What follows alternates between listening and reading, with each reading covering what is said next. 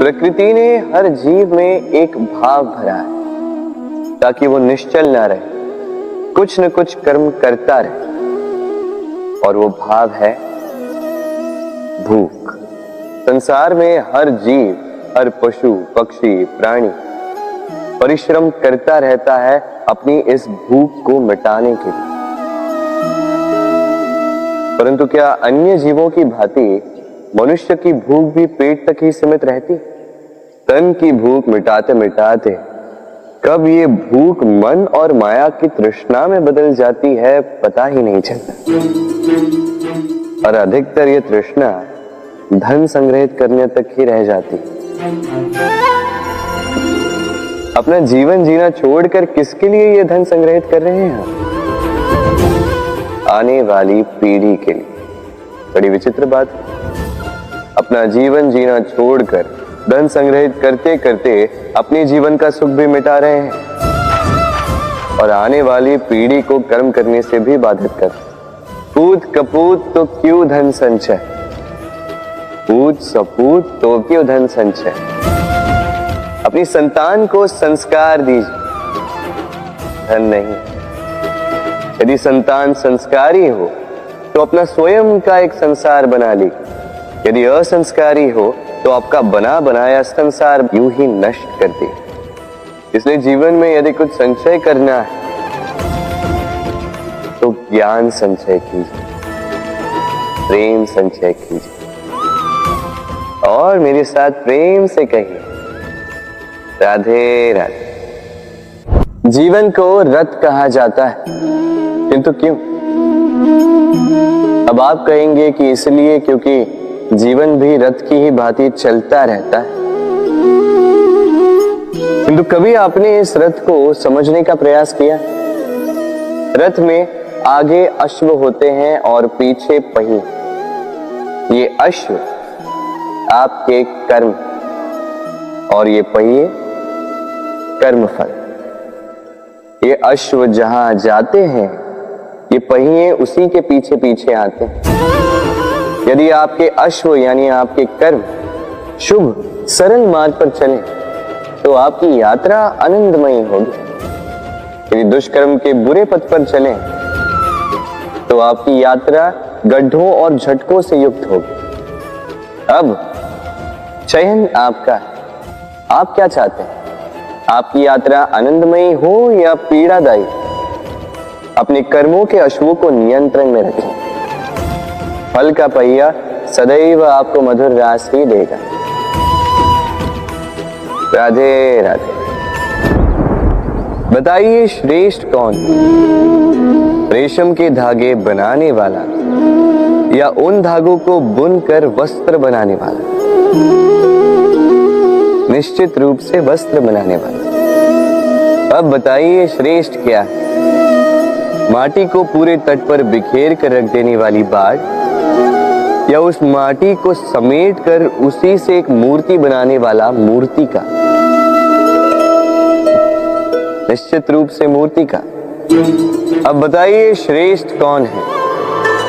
देवताओं और दानवों का वो दल जिन्हें अमृत प्राप्ति के लिए इस संसार में हलाहल फैला दिया, या वो महादेव जिन्होंने इस हलाहल को सूक्ष्म करके अपने कंठ में समाहित कर लिया? निश्चित रूप से महादेव श्रेष्ठ। इसी प्रकार संसार में छोटी छोटी बातों को बड़ा करने वाले श्रेष्ठ नहीं होते, क्योंकि छोटी छोटी नोकझोंकों को द्वंद्व में परिवर्तित करना बड़ा ही सरल है। किंतु श्रेष्ठ सदैव वो होता है जो बड़े से बड़े युद्ध को समझौता बनाकर समाप्त कर दे। राधे राधे। संसार में सबसे कठिन कार्य क्या है? कोई कहेगा पर्वत पर चढ़ना, कोई कहेगा तैरना, कोई कहेगा उड़ना। किंतु क्या ये वास्तव में कठिन है? असल में देखा जाए तो बस ये थोड़े भिन्न है। जो कर्म हमारे लिए करना थोड़े भिन्न हो हम उसे कठिन समझ लेते, जैसे तैरने की कला भिन्न है।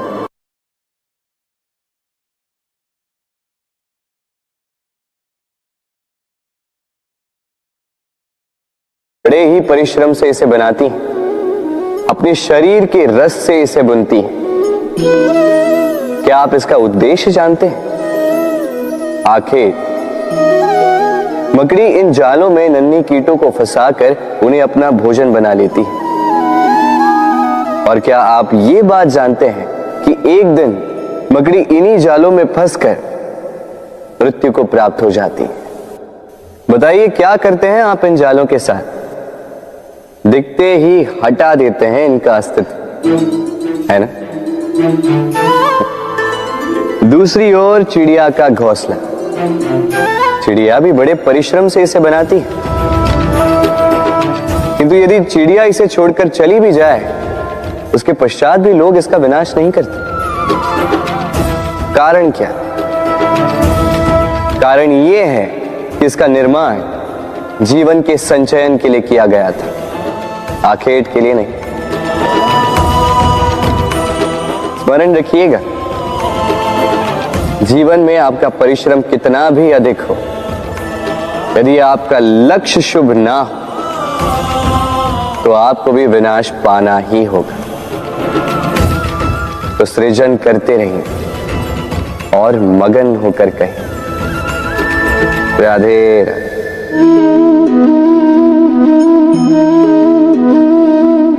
आपके विचार से मैं क्या कर रहा हूं?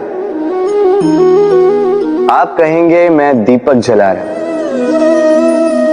सही, किंतु प्रश्न ये उठता है कि क्या मैंने आपसे कहा कि ये दीपक है?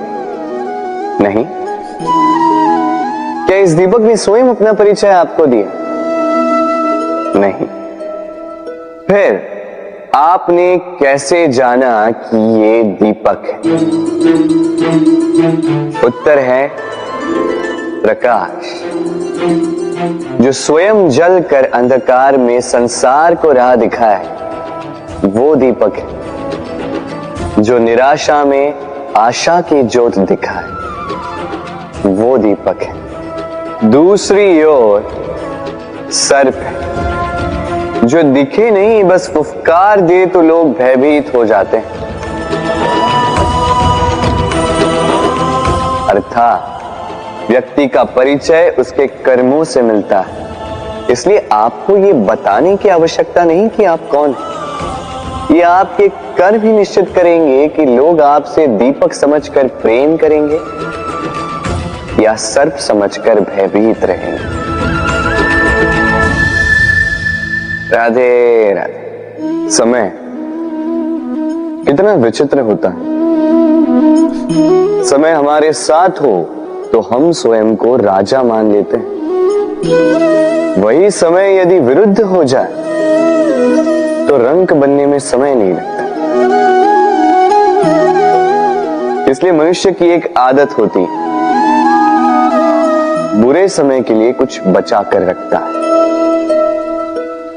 संबंधी, मित्र बुरे समय में साथ छोड़ देते हैं। यश, मान बुरे समय में चला जाता है। तो व्यक्ति सोचता है क्यों ना धन संचय कर। धन का तो कोई मन नहीं होता जो समय आने पर बदल जाए। संसार कहता है कि धन का संचयन करते रहो, बुरे समय में काम आएगा ही। मैं कहता हूं शुभ कर्म करते रहो, आनंदित रहो, स्वयं पर और ईश्वर पर विश्वास रखो, बुरा समय कभी आएगा ही नहीं। राधे राधे। प्रकृति ने मनुष्य को एक विशेष शक्ति दी है, अन्य जीवों से अधिक शक्ति दी, स्मरण शक्ति। यही शक्ति मनुष्य को अन्य जीवों से भिन्न बनाती, इतिहास लिखने की प्रेरणा देती, ज्ञान को पीढ़ी दर पीढ़ी आगे भी बढ़ाती, और जो भूल जाते हैं अधिकतर रूप से वो उपहास और दया के पात्र बन जाते हैं। परंतु क्या यही पूर्णतः सत्य है? नहीं। यही स्मरण शक्ति मनुष्य के विकास में सबसे बड़ी बाधा भी बन जाती है, उसके चित्त को दूषित कर देती। बुरे अनुभव, किसी का दिया गया धोखा, किसी का किया गया कटाक्ष मनुष्य भुला नहीं पाता और फिर लग जाता है प्रतिकार में। पहले समय नष्ट करता है प्रतिकार की तैयारी में, फिर समय नष्ट करता है प्रतिकार का अवसर ढूंढने में।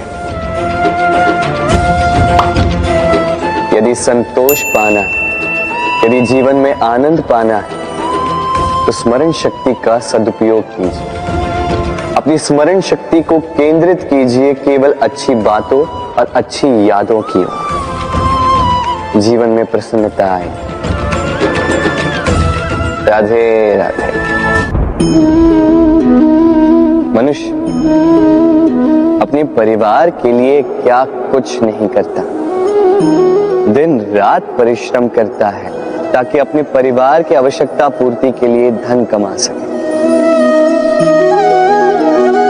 परंतु क्या केवल धन कमाना पर्याप्त है?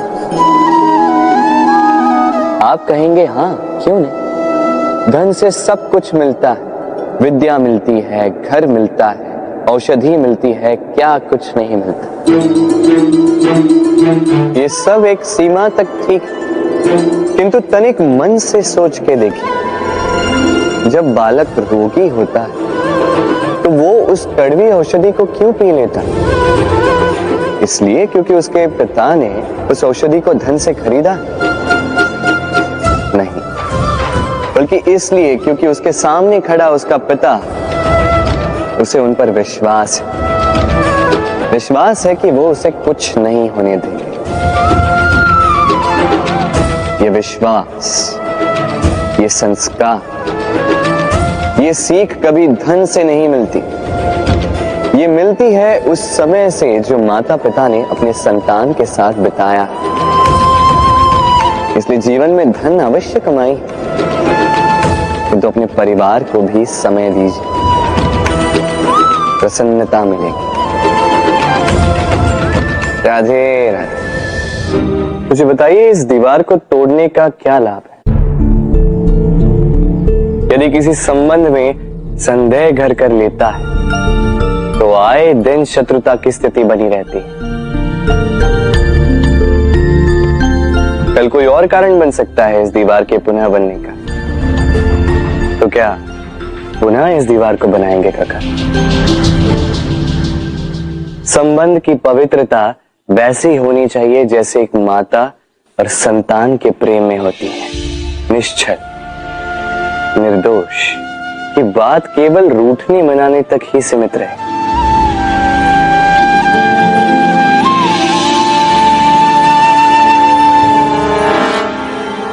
और कोई भी घुसपैठिया आकर भावों को दूषित न कर पाए। ना कोई वस्तु, ना कोई परिस्थिति, ना कोई व्यक्ति,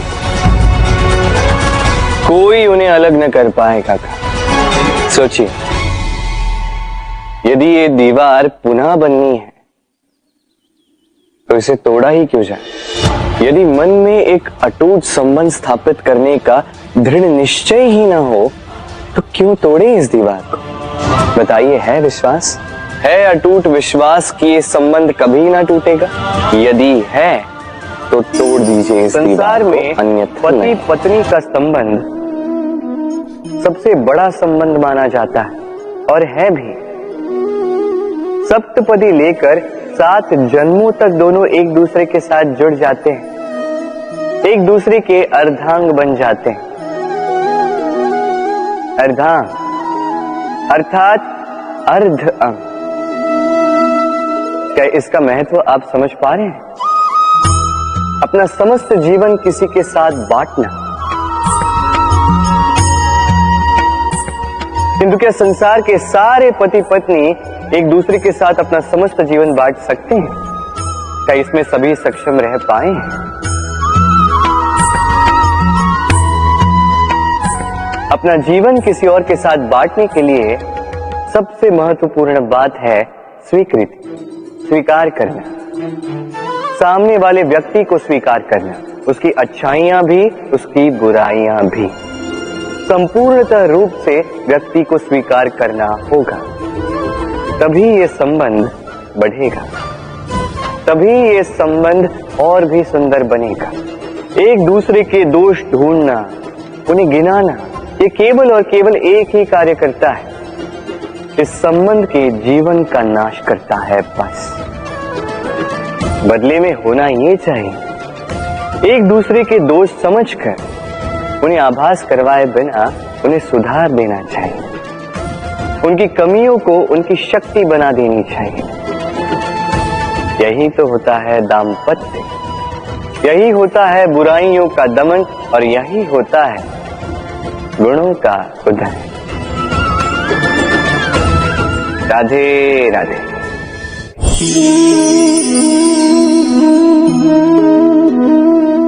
कंकड़ इतना छोटा सा कि उंगली पर आ जाए, किंतु सोचिए यदि यही कंकड़ आंख में लग जाए तो कितनी बड़ी समस्या बन जाता है। अब सोचिए ये कंकड़ आपके मार्ग में है, आप पादुकाएं पहनकर बड़ी सरलता से आगे निकल जा सकते हैं, किंतु यदि यही कंकड़ आपके पांव और पादुकाओं के बीच फंस जाए तो आप ठीक से चल नहीं पाएंगे, भले ही वो मार्ग पुष्पों से भरा क्यों ना हो। अर्थात आप बाहर की समस्याओं से, उन चुनौतियों से लड़ सकते हैं, भीतर की नहीं। भीतर की समस्याओं से लड़ना अत्यंत कठिन होता है, इसलिए सर्वप्रथम आप भीतर से शक्तिशाली हो जाइए, भीतर से पूर्ण हो जाइए, फिर आप इस संसार के समस्त समस्याओं और चुनौतियों से लड़ सकते हैं, आप विजयी हो सकते हैं। राधे राधे। प्रेम, ये प्रेम इस संसार में किसे नहीं भाता, हर किसी ने प्रेम का अनुभव किया ही, हर कोई जानता है ये प्रेम कितना सुंदर है, क्यों ना। ये प्रेम भाव इस संसार में सबसे शक्तिशाली भाव। अब हर शक्ति के साथ आते हैं कुछ उत्तरदायित्व। अब जैसे ही ये उत्तरदायित्व हमारे जीवन में आते हैं, हम सर्वप्रथम प्रेम को भूल जाते हैं, फिर हमें ये प्रेम, ये बोझ लगने लगता है। किंतु इस संसार का सत्य तो यही, हर प्रसन्नता के साथ उत्तरदायित्व आएंगे जिसका पालन हमें करना ही होगा। अब यदि मैं आपको उदाहरण दूं, आपके बगीचे में आप चाहते हैं कि एक सुंदर सा पुष्पों से भरा हुआ वृक्ष आए, तो सर्वप्रथम उसके लिए आपको जल और धूप का आयोजन करना होगा। उसके जड़ों पर दीमक ना लगे ये आपको सुनिश्चित करना होगा। उसके आसपास उगी खरपतवार वो आपको हटानी होगी। उसी के पश्चात तो आपके उस बगीचे में वो सुंदर पुष्पों से भरा वृक्ष आएगा। क्यों? इसी प्रकार होता है प्रेम भी। सर्वप्रथम आपको इसमें समर्पण का खाद जल डालना होगा। अविश्वास और संदेह, इसकी खरपतवार आपको हटानी होगी, और विश्वास की ये जड़ें कभी ना दुर्बल पड़े ये आपको सुनिश्चित करना होगा। उसी के पश्चात प्रेम का वास्तविक सुख आप अनुभव कर पाएंगे। राधे राधे। प्रेम, प्रेम क्या है सभी जानते हैं। सामान्य रूप से ये प्रेम आकर्षण से प्रारंभ होता है और इसमें कुछ भी बुरा नहीं है। महत्वपूर्ण बात यह है कि इस प्रेम का लक्ष्य क्या है। जिससे आपने प्रेम किया उसे पा लेना या ना पाने के कारण स्वयं को विचलित कर इस संसार से मुख मोड़ लेना। यदि कोई इन दोनों विकल्पों में से कोई एक चुनता है तो आपको बता दो, ये दोनों ही प्रेम का अंत है। प्रेम का असली अर्थ है समर्पण, संपूर्ण निस्वार्थ समर्पण। ऐसा प्रेम जिसमें जिनसे आपने प्रेम किया उसको पाने की प्रसन्नता आपका लक्ष्य नहीं है। जिनसे आपने प्रेम किया उसे प्रसन्न करना आपका लक्ष्य हो। ये प्रेम ईश्वर है। किंतु यदि इस प्रेम में पूर्णतः समर्पित नहीं होंगे तो इस प्रेम में एक आकार नहीं हो पाओगे। किंतु यदि इस प्रेम में स्वयं को पूर्णतः समर्पित कर दिया तो समझो इसी प्रेम में आप ईश्वर पाओगे। राधे राधे। सम्मान, संबंध दोनों एक दूसरे के साथ ऐसे जुड़े हैं जैसे दीपक और बाती। ना कोई कम है ना कोई अधिक, दोनों का अधिकार समान होना चाहिए। जैसे पति पत्नी का संबंध। अब इसमें पति का अर्थ स्वामी नहीं, साथी। उसका कर्तव्य है साथ देना, आदेश देना नहीं। और ये संबंध सहकार से बनता है, अधिकार से नहीं। हाथ बढ़ाने से बढ़ता है, उंगली उठाने से नहीं। यदि इस संबंध में एक दूसरे का मान रखोगे, एक दूसरे का सम्मान करोगे, तभी ये संबंध बढ़ेगा, तभी ये संबंध अभिमान योग्य बनेगा। राधे राधे। सूर्य की किरणें कितनी दिव्य होती हैं ना। प्रतीत ही नहीं होता कि ये सूर्य रात्र भर अंधकार से जूझ रहा था। ये सूर्य प्रतिदिन उदित होता है, ये भुलाकर कि पिछली सांझ में ये डूब गया था। फिर से उदित होता है, सारे संसार को प्रकाश देता है। यही अंतर है हम में और सूर्य में। सूर्य बीती को बिसार कर आगे बढ़ता है, हम प्रतिदिन भोर में उठते हैं, वही पुरानी बातों को साथ लेकर चलते हैं, उसी कड़वाहट में स्वयं को लपेट लेते हैं। अब यही बीती बातों की श्रृंखला हमें जीवन में आगे बढ़ने ही नहीं देती। देखिए, यही जीवन है। भूल सबसे होती है, अपयश सबको मिलता है, सबकी यात्रा में असफलता लिखी है, सभी बुरे दिन देखते हैं। किंतु इन सारी बातों को भुलाकर जब जीवन में आगे बढ़ोगे, तभी तो इस संसार में, इस आकाश में सूर्य बनकर चमकोगे, तभी तो इस संसार को प्रकाश दोगे। इसलिए प्रतिदिन जागिए, एक नए जन्म के साथ, एक नए उत्साह के साथ, एक नए लक्ष्य के साथ। क्योंकि ये बीती बातें आपको पीड़ा देने के लिए नहीं, केवल शिक्षा देने के लिए होती हैं। राधे राधे।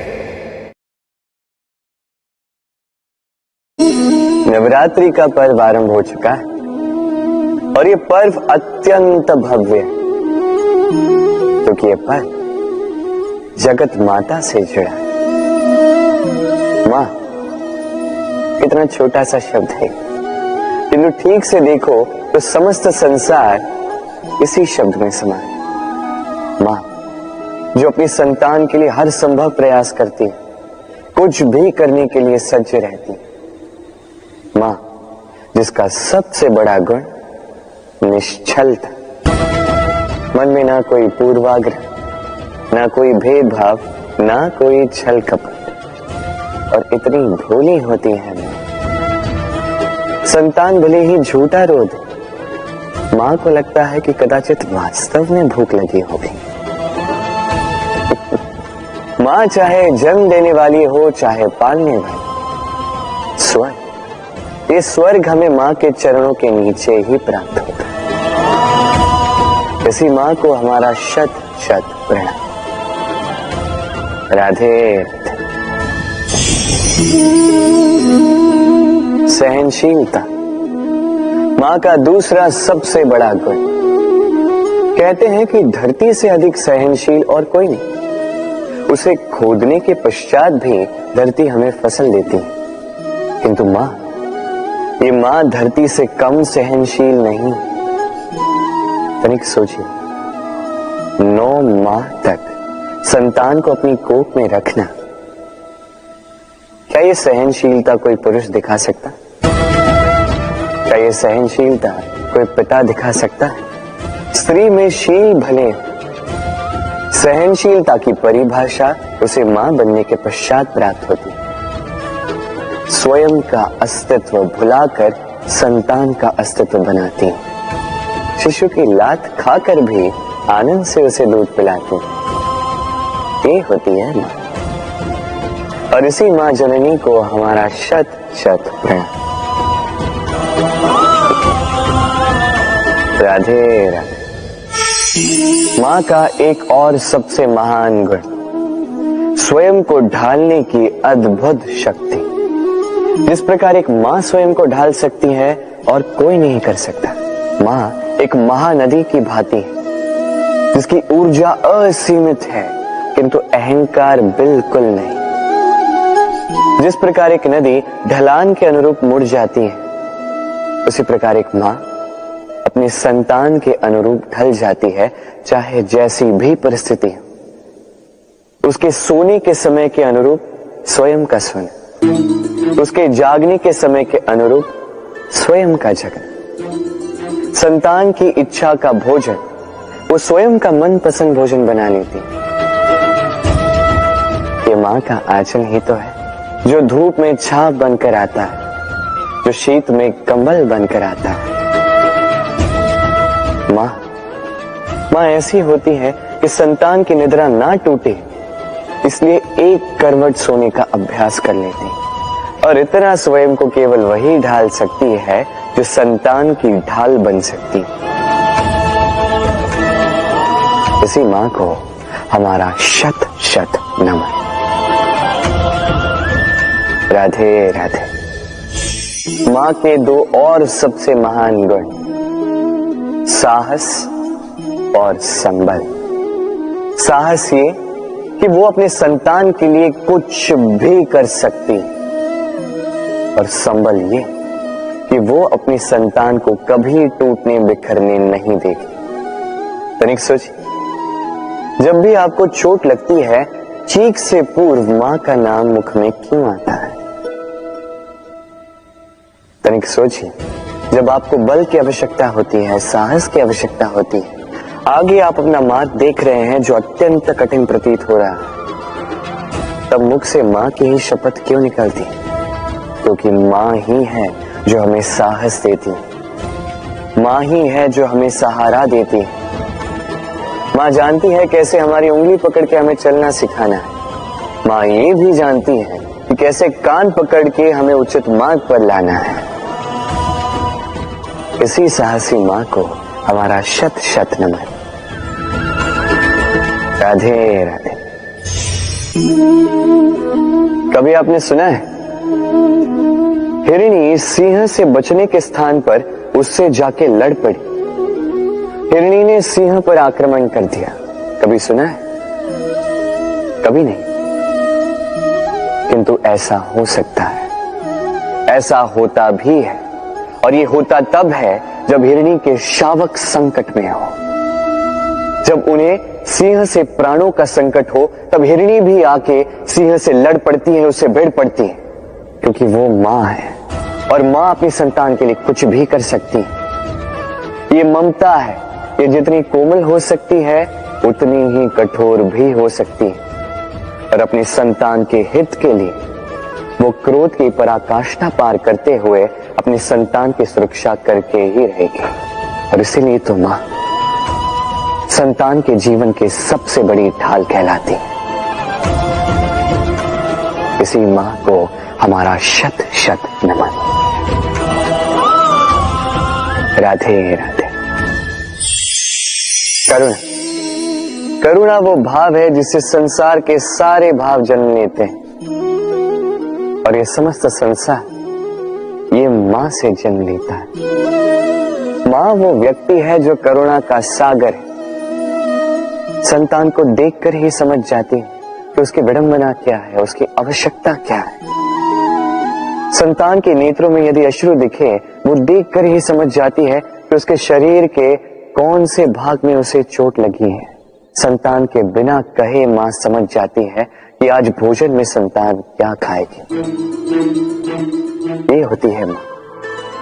माँ करुणा का सबसे बड़ा रूप है। और आज के युग में मनुष्य जो है थोड़ा भी आगे क्यों ना निकल जाए, माँ को तो पीछे ही छोड़ देता, माँ को भूल ही जाता है। ये भूल आप कभी ना करें, कभी ना करें, क्योंकि माँ वो करुणा है जो यदि आपके जीवन से चली गई उसके पश्चात आप जीवन अवश्य जिएंगे, किंतु कभी जीवन जी नहीं पाएंगे। उसके पश्चात आपके जीवन से आपका ये मूल्यांकन, आपके जीवन से करुणा का ये भाव, ये भी आप खो दोगे। आपकी मां सबसे अधिक महत्वपूर्ण है। यदि मां को खो दिया तो समझ लीजिए सब कुछ खो दिया। इसलिए मां को सदैव स्मरण रखिए, सदैव उसे प्रेम दीजिए और मेरे साथ कहें राधे राधे। आज विजयदशमी, वो दिन है जब श्री राम ने रावण का वध किया। वो दिन है जब श्री राम ने लंका पर विजय प्राप्त की। लोग कहते हैं कि ये अच्छाई की बुराई पर विजय का प्रतीक है। इसे देखने का एक और रूप भी है। जी हां, ये प्रेम के विजय का भी प्रतीक है, ये परिवार के विजय का भी प्रतीक है। आपको तो ज्ञात होगा ही कि रावण महाज्ञानी था, महाशक्तिशाली था, महादेव का परम भक्त था रावण। अब जो व्यक्ति कैलाश पर्वत उठा सकता था, वो व्यक्ति स्वयं एक कटे हुए वृक्ष की भांति श्री राम के चरणों में गिरा हुआ था। क्यों? क्योंकि राम के साथ लक्ष्मण था, वही रावण के साथ विभीषण भी नहीं था। एक और परिवार में बढ़ता प्रेम था, तो दूसरी ओर परिवार में बढ़ती दरार। स्मरण रखिए, यदि संसार पर विजय प्राप्त करनी है तो सर्वप्रथम परिवार में प्रेम बनाए रखना होगा। परिवार में केवल प्रेम बढ़ाइए, द्वेष कभी नहीं। आप सदैव सुखी रहें और जीवन की हर बाधा पर आप विजय प्राप्त करें। राधे राधे। देखिए, कल जो आने वाला है उसके लिए आज को व्यर्थ करना अनुचित है। हमें इस प्रकृति से यही सोच, यही सीख पानी चाहिए। आज का ये क्षण ये कल नहीं आएगा, और कल जो क्षण आने वाला है वो आज को किसी भी प्रकार से प्रभावित नहीं करता। बस इसी सीख को ध्यान में रखते हुए आप सभी निश्चिंत रहिए। जीवन क्या है? ये जीवन, हम जन्म लेते हैं, बड़े होते हैं, हमारे माँ बाप हमें पालते हैं, फिर उनके धन से हमारा बालपन बीतता है, फिर हम बड़े होते हैं, हम विवाह कर लेते हैं, हमारी संतानें होती हैं, हम उनको पालते हैं, फिर हम वृद्ध हो जाते हैं और एक दिन इस संसार से चले जाते हैं। क्या यही जीवन है? आता होगा ये प्रश्न मन में कई बार, है ना? अब तनिक जल की यात्रा देखिए। सागर से भाप बनकर उठता है, मेघ बनकर बरसता है, फिर नदी बनकर पुनः सागर में समावेश करता है। तो कभी ये प्रश्न नहीं करता कि उसका जीवन क्या है, उसका उद्देश्य क्या है। हर भाव जीता है और दूसरों के लिए जितना बन सके देता जाता। जब सागर में होता है तो असंख्य जल जीवों को जीवन देता है। जब सागर से भाप बनकर मेघ बनता है तो किसानों को आशा देता है कि फसल पुनः उपजेगी। जब वर्षा बनकर बरसता है तो इस सूखी प्यासी धरा को सींचता है। और जब नदी में होता है तो किनारों पर वनस्पतियों को जन्म देता है। तो सोचिए, क्या जल कभी ये सोचता होगा कि उसका जीवन क्या है, उसके जीवन का उद्देश्य क्या है? वो बस अपना धर्म करता जाता और जितना हो सके सबको आनंद देता जाता। इसलिए जीवन में कभी ये प्रश्न मत कीजिएगा कि ये जीवन क्या है, इस जीवन का उद्देश्य क्या है। बस इस जीवन को जिए और जितना हो सके उतना सबको आनंद दे। मन प्रसन्न होकर बोलेगा राधे राधे। कभी वर्षा के कारण बने कीचड़ से होकर आप अपने घर गए?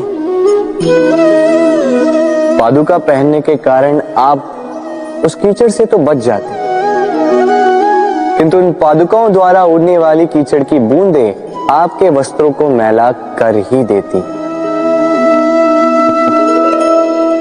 किंतु फिर भी उन बूंदों से आपके वस्त्र मैले हो जाएंगे, इस कारण से आप पादुका पहनना तो नहीं छोड़ते।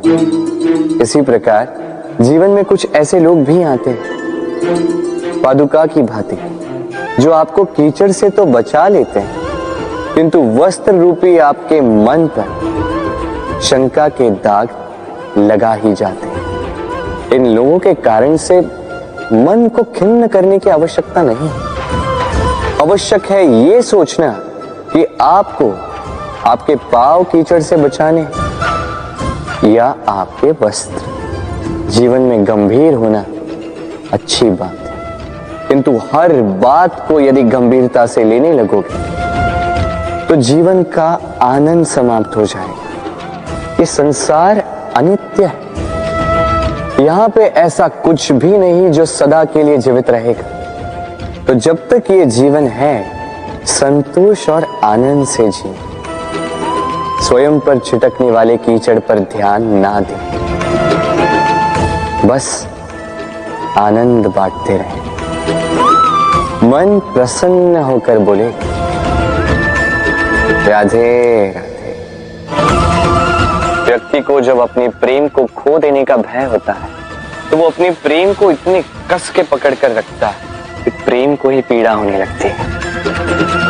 प्रेम पा तो लेता है, किंतु उसे कैसे सहेजना है ये जब उसे नहीं समझ आता, तब वो उस प्रेम पर स्वामित्व पाने का प्रयास करता है और यही जन्म लेती है असुरक्षा की ये भावना, ईर्ष्या। तो एक लंबे वियोग के पश्चात दो प्रेमी एक दूसरे से पुनः मिलते हैं तो सबसे पहला भाव जो उनके मन में आता है वो ये कि कैसे एक क्षण के लिए भी अपने प्रेमी को स्वयं से दूर न जाने दो, कैसे अपने जीवन का एक एक क्षण अपने प्रेमी के साथ बिता। प्रयास ये रहता है दाऊ, इन दो प्रेमियों के मध्य में कोई भी ना आ पाए, और जब ये नहीं हो पाता तब जागती है ईर्ष्या। परीक्षा एक ऐसी व्यवस्था जिससे मुझे, आपको, सबको कहीं ना कहीं दो चार होना ही पड़ता है। स्मरण कीजिए अपना बालपन। आप परीक्षा देने बैठे हैं। अब कुछ बालक ऐसे होते हैं जो वर्ष भर परिश्रम करते हैं, पढ़ते हैं, मन से परीक्षा देते हैं। कुछ बालक ऐसे होते हैं जो अपने आसपास बैठे बालकों की नकल करते हैं और परीक्षा में उत्तीर्ण भी हो जाते हैं। बुरा लगता है ये सोचकर कि कोई बिना किसी परिश्रम के परीक्षा में उत्तीर्ण कैसे हो सकता है। किंतु स्मरण रखिएगा, जो नकल करते हैं वो परीक्षा में उत्तीर्ण हो सकते हैं, सफल नहीं, क्योंकि वो नकल करते हैं बिना प्रश्न को समझे, बिना उत्तर का तरीका निकाले। यही हमारे साथ भी होता है। हम हमारे जीवन में दूसरों को देखते हैं, उनकी नकल करते हैं, उनकी भांति बनने का प्रयास करते हैं, किंतु ना हमारे जीवन में सफलता आती है, ना आनंद आता है। क्यों? क्योंकि हम एक विशेष बात भूल जाते हैं कि प्रत्येक मनुष्य का व्यक्तित्व भिन्न होता है। आप दूसरों की नकल करके अपना जीवन व्यतीत कर सकते हैं, किंतु यदि अपने जीवन में सफलता लानी, यदि अपने जीवन में आनंद लाना है, तो स्मरण रखिए, स्वयं के प्रश्नों का उत्तर जीवन में स्वयं को ही खोजना होगा। राधे राधे। मनुष्य को जब सफलता मिलती है तब उसमें जागता है अहंकार, और ऐसे में मनुष्य अक्सर एक बात भूल जाता है, झुकना। सोचता है कि मैं किसी के समक्ष क्यों झुकूं? और ऐसा इसलिए होता है क्योंकि मनुष्य एक महत्वपूर्ण बात भूल जाता है कि संसार में, इस जीवन में उसने जो भी प्राप्त किया है, झुककर प्राप्त किया।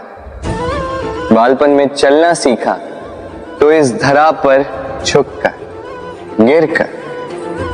बड़ों का आशीष लिया तो झुककर। किसान को फसल काटने के लिए झुकना पड़ता, कुएं से पानी निकालने के लिए पात्र को झुकना पड़ता है। भगवान से आशीर्वाद प्राप्त करने के लिए उनके समक्ष झुकना पड़ता है। आंधियों में वृक्ष सुरक्षित कैसे रहते? झुककर। सम्मान कैसे पाया जाता है? झुककर।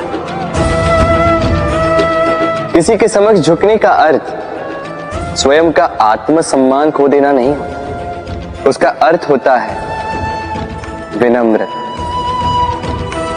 हम मनुष्य हैं और इस आकाश की ऊंचाइयों तक पहुंचने के लिए हमें किसी पक्षी की भांति पंखों की आवश्यकता नहीं।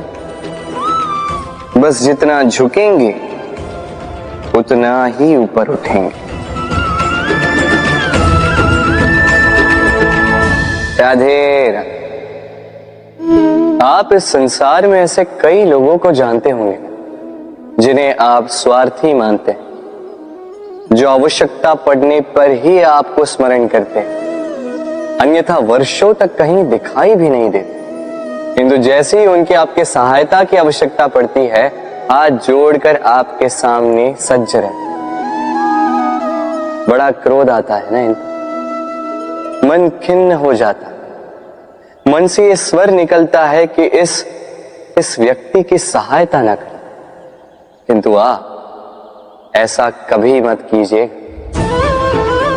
आप सोचेंगे क्यों कह रहा हूं मैं ऐसा?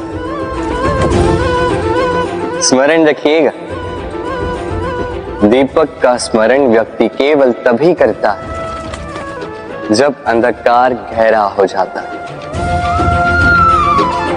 उसे स्वार्थी मानकर स्वयं व्याकुल ना हो, स्वयं को दीपक मानकर आनंदित होइए। भाग्यवान समझिए खुद को कि किसी को आवश्यकता पड़ने पर आपकी याद आए कि आप इस संसार में किसी की सहायता करने योग्य हैं। इस जीवन में किसी के स्वार्थी होने से स्वयं का दृष्टिकोण न बदले। बस ये दृष्टि रखिए,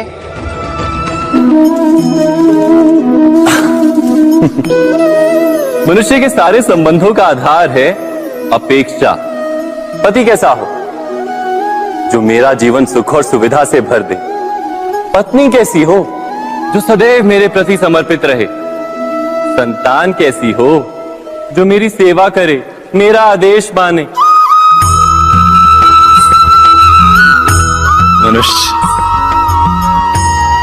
मनुष्य उसी को प्रेम भी कर पाता है जो उसकी अपेक्षा पूर्ण करता है, और अपेक्षा की तो नियति है भंग होना। कैसे? क्योंकि अपेक्षा मनुष्य के मस्तिष्क में जन्म लेती है। कोई अन्य व्यक्ति उसकी अपेक्षाओं के बारे में जान ही नहीं पाता। पूर्ण करने की प्रामाणिक इच्छा हो तब भी कोई मनुष्य किसी की अपेक्षाओं को पूर्ण नहीं कर पाता, और वहां से जन्म लेता है संघर्ष। सारे संबंध संघर्ष में परिवर्तित हो जाते। पर मनुष्य अपेक्षा को संबंध का आधार ना बनाए और स्वीकार करे केवल संबंध का आधार, तो क्या ये जीवन स्वयमेव सुख और शांति से नहीं भर जाएगा? स्वयं विचार कीजिएगा।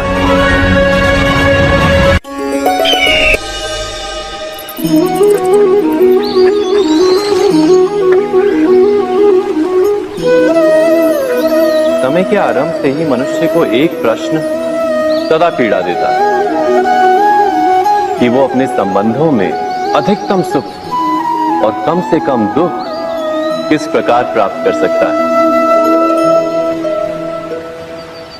क्या आपके सारे संबंधों ने आपको संपूर्ण संतोष दिया है? विचार कीजिए।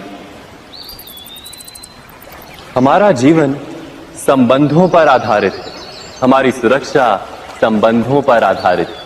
इसी कारण हमारे जीवन के सारे सुखों का आधार भी संबंध है। किंतु फिर भी हमें संबंधों में ही अधिकतर दुख क्यों प्राप्त होते हैं? सदा ही संघर्ष भी संबंधों से ही उत्पन्न क्यों हो जाते हैं? कभी विचार किया है?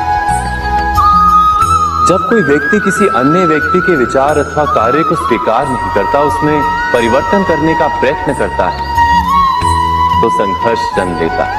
अर्थात जितना अधिक अस्वीकार उतना ही अधिक संघर्ष, और जितना अधिक स्वीकार उतना ही अधिक सुख। क्या ये वास्तविकता नहीं? यदि मनुष्य स्वयं अपनी अपेक्षाओं पर अंकुश रखे, अपने विचारों को परखे, किसी अन्य व्यक्ति में परिवर्तन करने का प्रयत्न ना कर स्वयं अपने भीतर परिवर्तन करने का प्रयास करे, तो क्या संबंधों में संतोष प्राप्त करना इतना कठिन? अर्थात क्या स्वीकार ही संबंध का वास्तविक अर्थ नहीं?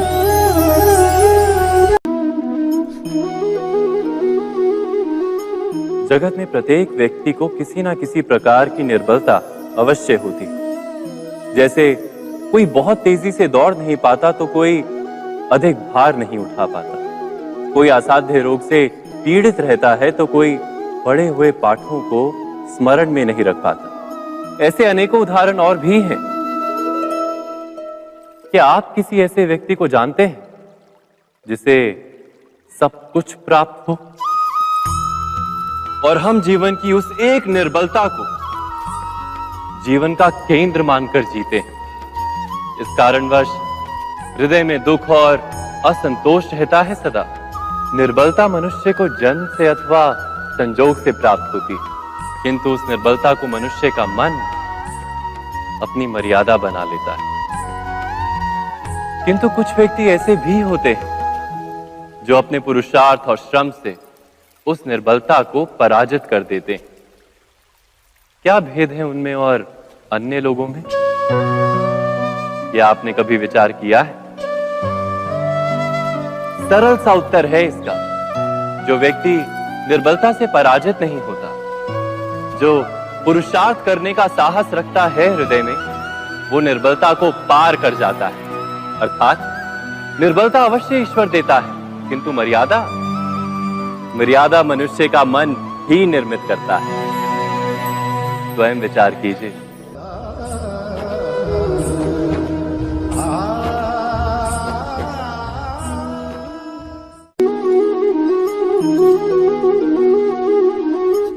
भविष्य का दूसरा नाम है संघर्ष।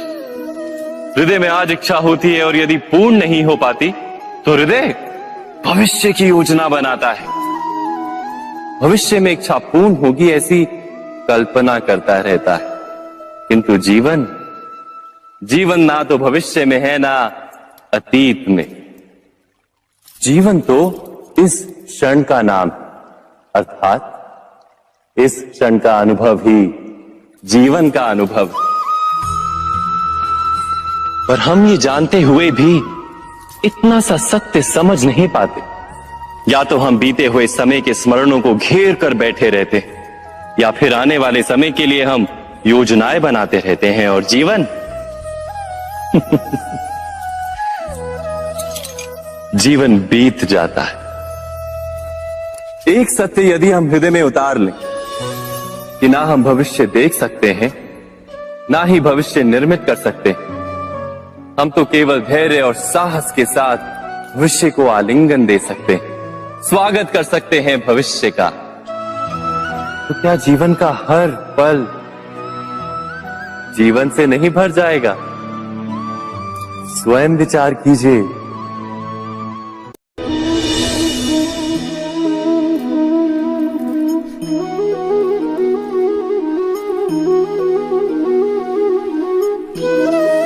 ज्ञान प्राप्ति सदा ही समर्पण से होती है, यह हम सब जानते हैं। किंतु समर्पण का वास्तविक महत्व क्या है? क्या हमने कभी विचार किया? मनुष्य का मन सदा ही ज्ञान प्राप्ति में विभिन्न बाधाओं को उत्पन्न करता है। कभी किसी अन्य विद्यार्थी से ईर्ष्या हो जाती है, कभी पढ़ाए हुए पाठों पर संदेह जन्मता है और कभी गुरु द्वारा दिया गया दंड मन को अहंकार से भर देता है। नहीं, क्या ऐसा नहीं होता? न जाने कैसे कैसे विचार मन को भटकाते हैं और मन की इसी अयोग्य स्थिति के कारण हम ज्ञान प्राप्त नहीं कर पाते। मन की योग्य स्थिति केवल समर्पण से निर्मित होती है। समर्पण मनुष्य के अहंकार का नाश करता है, ईर्ष्या, महत्वाकांक्षा आदि भावनाओं को दूर कर हृदय को शांत करता है और मन को एकाग्र करता है। वास्तव में ईश्वर की सृष्टि में ना ज्ञान की मर्यादा है, ना ज्ञानियों की। गुरु दत्तात्रेय ने तो गाय और श्वान से भी ज्ञान प्राप्त कर लिया था।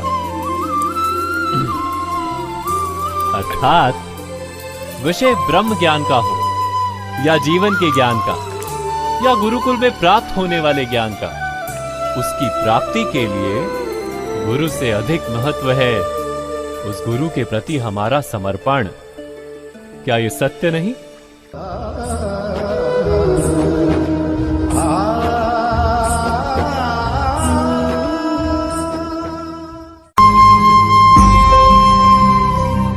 प्रत्येक मनुष्य के जीवन में ऐसा क्षण अवश्य आता है जब सारे स्वप्न, सारी आशाएं, सारे दृश्य ध्वस्त हो जाते हैं।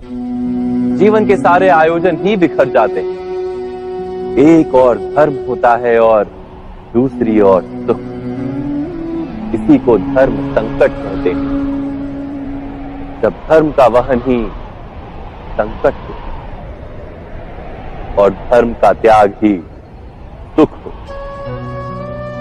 विचार कीजिए, कभी किसी स्वजन के विरुद्ध सत्य बोलने का अवसर प्राप्त हो जाता है, कभी ठीक दरिद्रता के समय सरलता से चोरी करने का मार्ग प्राप्त हो जाता है, कभी किसी शक्तिशाली राजनेता या राजा के कर्मचारी का अधर्म प्रकट हो जाता है।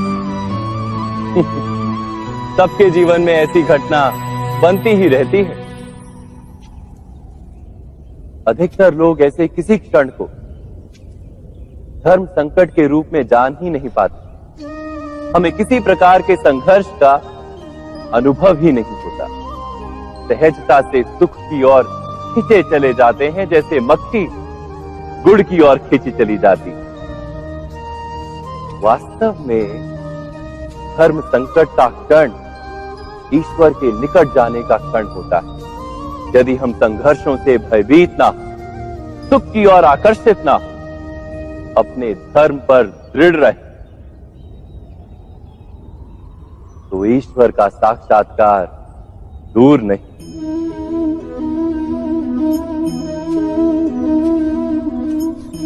पवन से युद्ध करने वाला पत्ता यदि पेड़ से गिरता है तो भी आकाश की ओर उठता है। पवन से झुकने वाली घास वहीं भूमि पर रह जाती है। अर्थात धर्म संकट से यदि हम संकट को ही टाल दें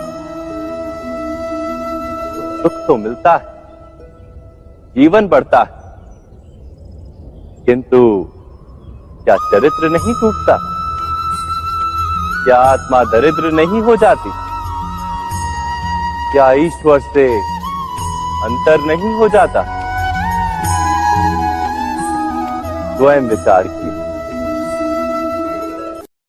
दो व्यक्ति जब निकट आते हैं तो एक दूसरे के लिए सीमाएं और मर्यादाएं निर्मित करने का प्रयत्न अवश्य करते हैं। हम यदि सारे संबंधों पर विचार करें तो देखेंगे कि इन सारे संबंधों का आधार यही सीमाएं हैं जो हम दूसरों के लिए निर्मित करते हैं। और यदि अनजाने में भी कोई अन्य व्यक्ति इन सीमाओं को तोड़ता है तो उसी क्षण हमारा हृदय क्रोध से भर जाता है।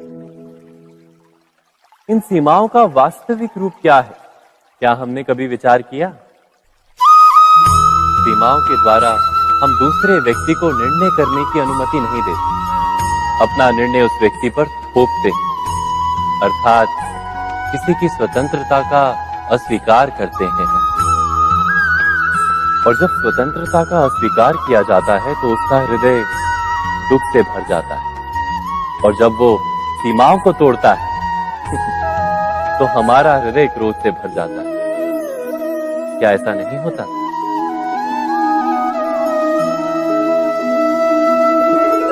पर यदि एक दूसरे की स्वतंत्रता का सम्मान किया जाए तो किसी मर्यादाओं या सीमाओं की आवश्यकता ही नहीं होती। अर्थात जिस प्रकार स्वीकार किसी संबंध का देह है, क्या वैसे ही स्वतंत्रता किसी संबंध की आत्मा नहीं? स्वयं विचार कीजिए। सबके जीवन में ऐसा प्रसंग अवश्य आता है कि सत्य कहने का निश्चय होता है हृदय में, किंतु मुख से सत्य निकल नहीं पाता। कोई भय मन को घेर लेता है। किसी घटना अथवा प्रसंग के बारे में बात करना या फिर स्वयं से कोई भूल हो जाए उसके बारे में कुछ बोलना, क्या ये सत्य है? नहीं, ये तो केवल तथ्य है। अर्थात जैसा हुआ था वैसा केवल बोल देना सामान्य सी बात है। किंतु कभी कभी उस तथ्य को बोलते हुए भी भय लगता है। कदाचित किसी दूसरे की भावनाओं का विचार आता है मन, दूसरे को दुख होगा ये भय भी शब्दों को रोकता है। तो ये सत्य क्या है? क्या हमने कभी विचार किया है? जब भय रहते हुए भी कोई तथ्य बोलता है तो वो सत्य कहलाता है। वास्तव में सत्य कुछ और नहीं, केवल निर्भयता का दूसरा नाम है। और निर्भय होने का कोई समय नहीं होता, क्योंकि निर्भयता आत्मा का स्वभाव है। अर्थात क्या प्रत्येक क्षण सत्य बोलने का क्षण नहीं होता?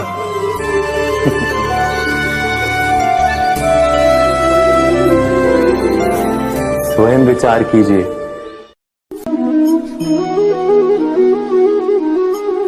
श्रेष्ठता का क्या अर्थ है? श्रेष्ठता का अर्थ है दूसरों से अधिक ज्ञान प्राप्त करना। अर्थात मूल्य इस बात का नहीं कि स्वयं कितना ज्ञान प्राप्त किया, मूल्य इस बात का है कि प्राप्त किया हुआ ज्ञान अन्य लोगों से कितना अधिक है। अर्थात श्रेष्ठता की इच्छा ज्ञान प्राप्ति को भी एक स्पर्धा बना देती है। और स्पर्धा में विजय अंतिम कब होती है?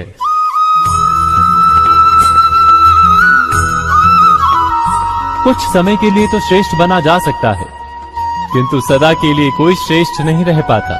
फिर वही असंतोष, पीड़ा और संघर्ष जन्म लेता है। किंतु श्रेष्ठ बनने के बदले यदि उत्तम बनने का प्रयत्न करें तो क्या होगा? उत्तम का अर्थ है कि जितना प्राप्त करने योग्य है वो सब प्राप्त करना, किसी से अधिक पाने की इच्छा से नहीं, मात्र आत्मा की तृप्ति हेतु कुछ प्राप्त करना।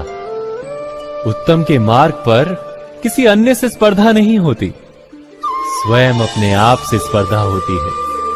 अर्थात उत्तम बनने का प्रयत्न करने वाले को देर अबेर सारा ज्ञान प्राप्त हो जाता है, बिना प्रयत्न के ही वो श्रेष्ठ बन जाता है।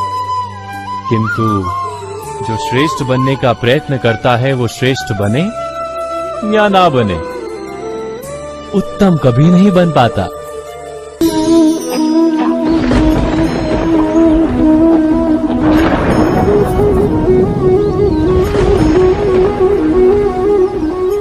शकुनों और पूर्वाभासों के आधार पर हम भविष्य के सुख दुख की कल्पना करते हैं। भविष्य के दुख का कारण दूर करने के लिए हम आज योजना बनाते हैं। किंतु कल के संकट को आज निर्मूल करने से हमें लाभ मिलता है या हानि पहुंचती है, ये प्रश्न हम कभी नहीं करते। सत्य तो ये है कि संकट और उसका निवारण साथ जनते हैं, व्यक्ति के लिए भी और सृष्टि के लिए भी। नहीं, आप अपने भूतकाल का स्मरण कीजिए, इतिहास को देखिए, आप तुरंत ही ये जान पाएंगे कि जब चाहे तब उसका निवारण करने वाली शक्ति भी जन्म लेती। यही तो जगत का चलन है। वस्तुतः संकट ही शक्ति के जन्म का कारण है। प्रत्येक व्यक्ति जब संकट से निकलता है तो एक पद आगे बढ़ा होता है, अधिक चमकता है, आत्मविश्वास से अधिक भरा होता है, न केवल अपने लिए अपितु विश्व के लिए भी। क्या ये सत्य नहीं? वास्तव में संकट का जन्म है एक अवसर का जन्म, अपने आप को बदलने का, अपने विचारों को ऊंचाई पर करने का अवसर, अपनी आत्मा को बलवान और ज्ञान मंडित बनाने का अवसर। जो ये कर पाता है उसे कोई संकट नहीं होता, किंतु जो ये नहीं कर पाता वो तो स्वयं एक संकट है विश्व के लिए। विचार कीजिए। राधे।